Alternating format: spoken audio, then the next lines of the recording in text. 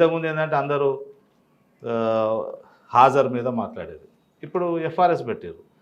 FRS పెట్టిన తర్వాత పెట్టిన తర్వాత ఇక దానికి ఇంకా విమర్శించడానికి అయితే ఛాన్స్ లేదు కదా. మేమే ఎవరిని కూడా ఎఫ్ఆర్ఎస్ పెడితే దాన్ని అందరూ ఏమనుకున్నారంటే ఎఫ్ఆర్ఎస్ పెట్టగానే ఉద్యోగ సంఘాలు కానీ వీళ్ళు కానీ దీన్ని అపోజ్ చేస్తారు అనుకున్నారు. ఎవరు కూడా అపోజ్ చేయలేదు, నడుస్తూ ఉన్నది. ఇప్పుడు ఇంకా విమర్శించడానికి ఏం లేదు. ఏం లేకుండా దీన్ని ఏదో ఒక రోజు ఏదో ఒక రూపంలో కాంట్రవర్సీ చేయాలి. మొన్న మీ పేపర్లో మీరు రెగ్యులర్గా చూస్తూ ఉంటారు, ఎఫ్ఆర్ఎస్లో బయటపడుతున్న నిజాలు. ఏమున్నాయి నిజాలు?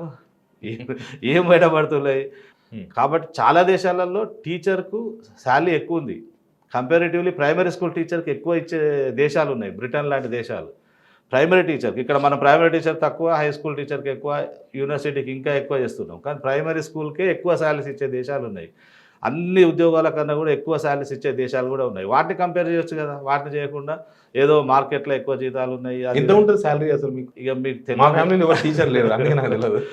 ఇప్పుడు మామూలుగా స్టార్టింగ్ శాలరీ ఒక 60,000 ఉంటుంది అంతే, 60,000. ఇప్పుడు నేను 28 సంవత్సరాలు చేసిన తర్వాత నాకు 1,20,000 వచ్చింది లాస్ట్ శాలరీ. ఓకే, ఇది దానిలో మరి ఎక్కువ అంటే మీరే చేయండి. ఇక అంటే ఎట్లా క్యాలిక్యులేషన్ చేస్తారు మీ శాలరీస్ పెంచేటప్పుడు?